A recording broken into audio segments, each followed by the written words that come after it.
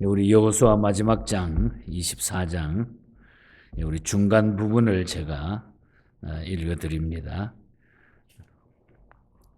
우리 14절부터 18절까지만 제가 보겠습니다.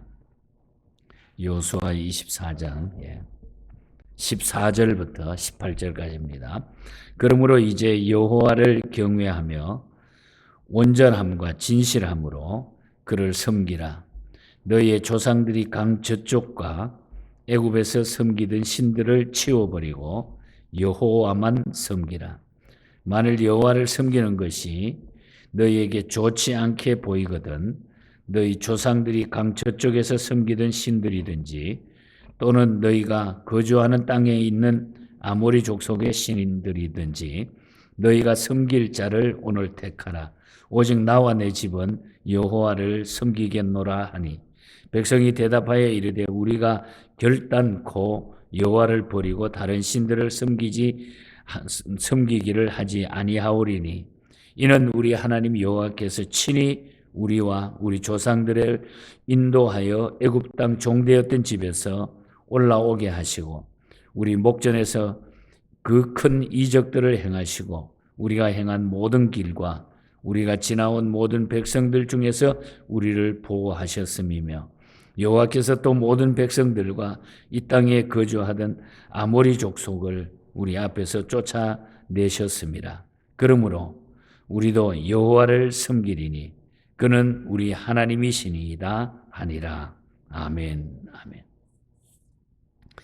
하나님의 큰 승리가 있기를 바라고 또 여호수아 24장을 통해서 주시는 결론의 메시지가 남은 우리의 생애에 큰 정말 승리의 말씀으로 우리 후손들에게 남겨줄 수 있는 이런 기쁨이 될 수 있기를 바랍니다.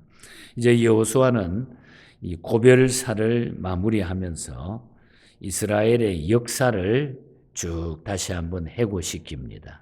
그것이 이제 마지막 장 1절에서 13절까지 쭉 나타나는데, 그리고 능력과 은혜를 깨닫고 이는 이제 왜 이 과거의 역사를 해고하게 만드는가 하니 이것은 이 백성들이 그들을 위해서 베푸신 하나님의 능력과 은혜를 다시 한번 깨닫고 그분만을 섬기도록 하기 위해서 쭉 과거의 역사를 해고시키고 있는 것을 보게 됩니다.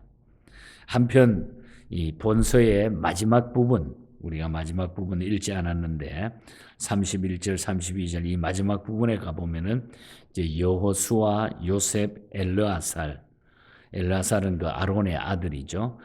이분들의 죽음과 매장지를 통해 가지고 매장하는 그것으로 말씀이 맺어지는데, 이 에브라임 산지라고 하는 것은 야곱이 일찍이 그 세겜의 아버지 하몰의 자손에게 산 곳입니다. 그러니까 요셉의 기업이 되었던 그곳에다가 모든 분들이 위에 우때부터 계속해서 그곳에 매장이 되어지는, 이것은 깊은 뜻은 우리 하나님의 백성들은 하나님의 한 곳으로 하나님이 모으셨다고 하는 것, 꼭 믿음의 사람들로 하나님이 축복하셨다고 하는 사실들을 기억하게 됩니다. 그래서 오늘 아침에 우리가 여호수아의 고별 설교에 대해서 다시 한번 말씀을 나누도록 하겠습니다. 오늘 읽은 본문에 보면은 여호수아의 이제 마지막, 어제가 아니라 23장에는 첫 번째 고별 설교, 이건 두 번째 고별 설교다, 이렇게 붙일 수가 있겠죠. 이 고별 설교로서 그는 이스라엘 장로들, 1절에 보면은 장로들, 수령들, 그리고 재판관, 이 관리들, 이런 사람들을 다시 소집해가지고 하나님께서 어떻게 그들의 조상 아브라함 때부터 역사해 오셨는지를 상기시키면서 이스라엘에 대한 하나님의 구원의 사역을 다시 한번 쭉 해고시키고 설명을 하는 모습을 듣게 됩니다. 그리고 나서 최종적으로 신앙적인 결단을 촉구하고 있는 것을 보게 됩니다. 여호수아가 이스라엘 백성들에게 최종적 결단을 촉구하는 장소로 여기 보면은 세겜을 택한 것은 다분히 의도적인 생각이 있었기 때문에. 그래서 세겜에 다 그분들을 불러 모았다는 거죠. 1절에 보면은 여호수아가 이스라엘 모든 지파를 세겜으로 모으고 그곳에 모아서 거기서 이야기를 했다는 거죠.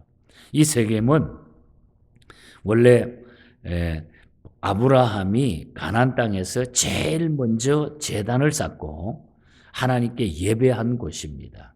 우리가 돌아가 보면 창세기 12장 6절에 가서 보면 아브라함이 제일 먼저 제단을 쌓고 하나님 앞에 예배드린 곳이 세겜이에요. 또한 야곱이 라반의 집에서 돌아오다가 세겜에서 지체한 것을 회개하고 거기다가 모든 우상을 가지고 우상의 제물들을 땅을 파고 거기다가 다 묻었던 장소가 창세기 35장 4절에 보면 거기도 세겜 땅이었습니다. 그러므로 이 여호수아는 이 왜 세겜으로 불러 모아서 이렇게 마지막 고별 설교를 하는 거 아니? 옛날 조상들이 신앙적으로 결단했던 장소에서 자기도 설교함으로써 다시 한번 이스라엘 백성으로 하여금 신앙적인 결단을 하게 했다고 하는 것입니다. 그 장소에서, 즉 우상을 멀리하고 하나님을 잘 섬기도록 결단을 촉구했다는 거죠. 야곱이 라반의 집에서 돌아오면서 많은 것들을 가져오면서 우상의 재물을 모아가지고 거기다가 묻었던 그 장소, 우상을 멀리하고 하나님을 섬기도록 세겜에서 신앙을 촉구하는 이런 모습을 보게 되는 겁니다. 그러면서 하는 말이 섬길 자를 택하라. 섬길 자를 분명하게 택하라. 너희가 15절에 보면 그래. 섬길 자를 택하라.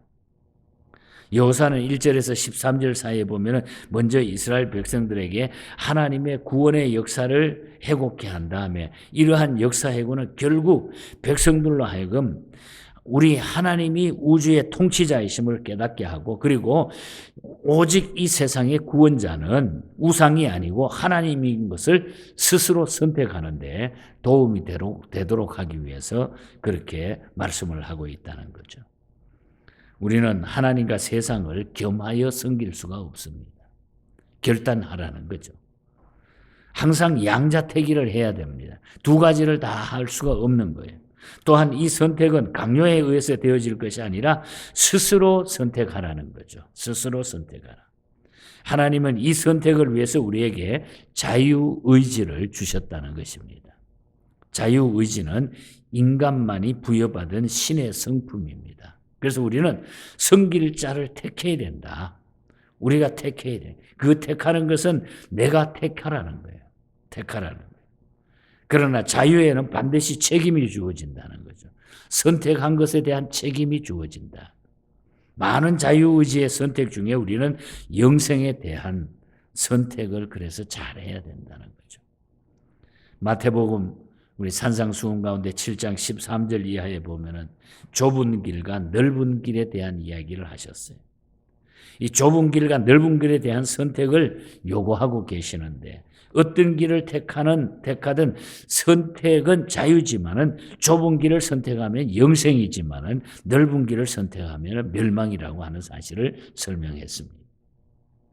자유의지에 대한 책임은 이렇게 엄청난 결과를 가져오게 된다. 그래서 섬길 자를 선택하라.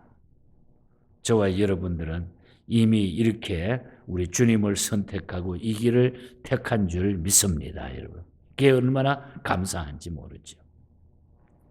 그리고 여호수아는 나와 내 집은 하나님을 섬기겠다고 자기가 스스로 먼저 나와 내 집은 하나님만 섬기겠다. 이렇게 아주 대중들 앞에서 공포를 하죠. 15절에 그렇게 얘기를 하잖아요. 여호수아는 먼저 자신의 확고한 결단을 보이는 거예요. 그리고 다음에는 자기 집의 결단을 또 보이는 겁니다. 이러한 사실을 볼 때 여호수아는 이스라엘의 지도자라고 하는 막중한 책임을 맡고 있으면서도 가장으로서 가족 신앙을 돌보는 가족을 결코 소홀히 하지 않았음을 증거하고 있는 모습 또한 우리가 알게 되는 겁니다. 이처럼 가장은 무엇보다도 가족의 영적 문제를 책임질 수 있어야 돼요. 영적인 문제. 우리가 성경에 보면 사무엘상 2장에 보면은 엘리 제사장 이야기가 나오는데 제사장 엘리가 가장의 책임을 다하지 못해가지고 폐가 망신하는 그 사례가 나옵니다. 성도들에게 경종을 울려주는 그런 얘기죠. 하나님을 자식보다 더 사랑하는 확고한 신앙은 곧 가정의 영적 문제를 책임질 수 있는 능력이 되는 거예요. 우리가 하나님을 사랑하게 되면은 그 나머지 문제는 오히려 더 쉽게 해결이 된다는 거죠. 그래서 우리는 여호수아가 고백했던 것처럼 나와 내 집은 하나님을 섬기겠노라. 나와 내 집은. 오늘 이 고백이 하나님 앞에 이 아침에 다시 한번 저와 여러분들이 기도할 때 고백을 했으면 좋겠어요. 나와 내 집은 하나님만 섬기겠습니다. 이것이 바로 우리가 승리로 가는 길이라는 겁니다.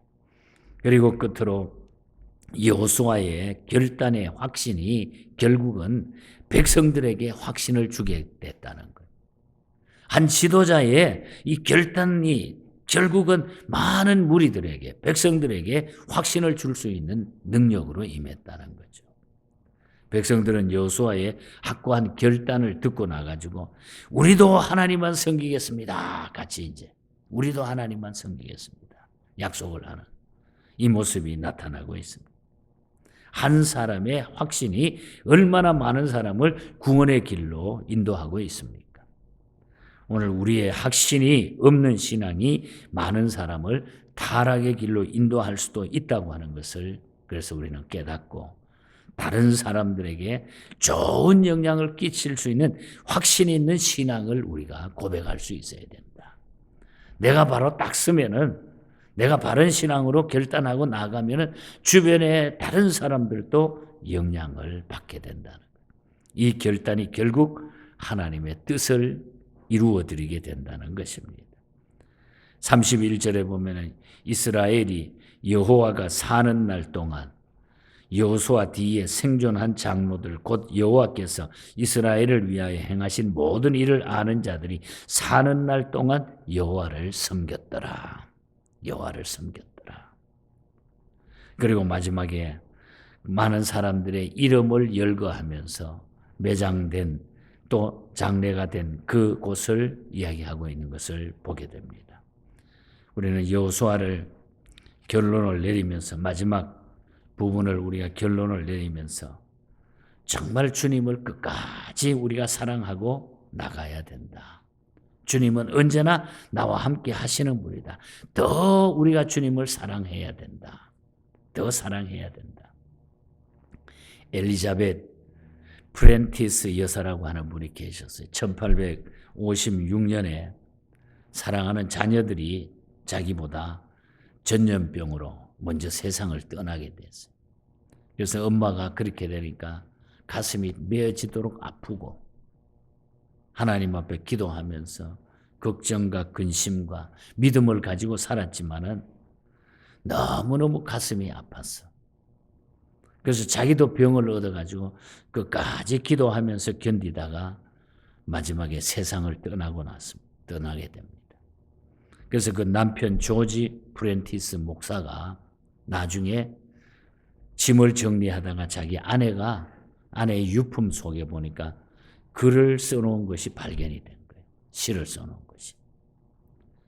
그러면서 이 프렌티스 여사가 세상을 떠나면서 More love to the Jesus라고 하는 예수를 더욱 사랑해라.